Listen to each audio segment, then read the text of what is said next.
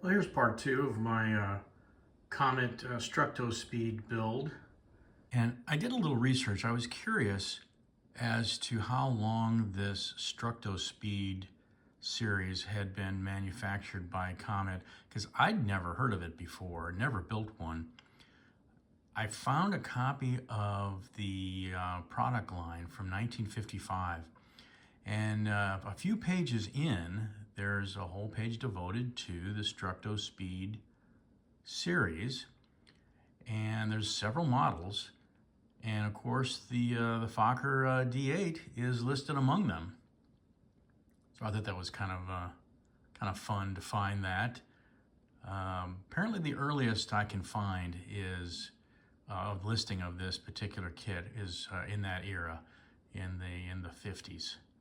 So anyway, back to our construction. Going over the instructions, and this step number 1, cement all formers except nose former to side of fuselage, and step number 2, cement the rear pieces of the fuselage together. Those have been accomplished. So I'm really ready to do number 3, which is to cement the nose former to the sides.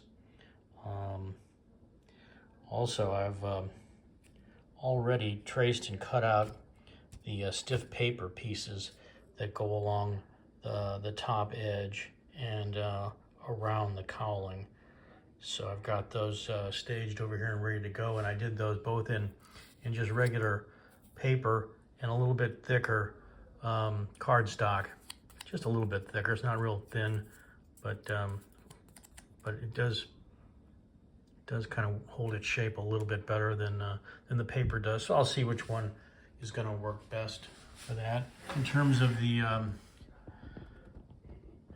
nose former construction, I'm going to take a nose former piece and glue in 1, 2, 3, 4, bending this around the former like that and gluing it in place.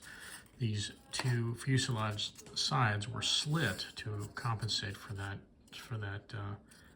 curvature around the nose former. So that's not a mistake. They're not cracked. Actually, that was die cut like that for that purpose, to fit around that nose former.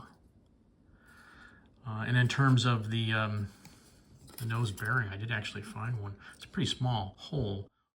It's not plastic, it's wood, but I found one that would fit from, I had one in an old Sterling kit actually. So I guess that's one I'll go with. I might put a little bead in there, a little bead bearing on top of that between this and the prop. So you're ready to get some glue on this.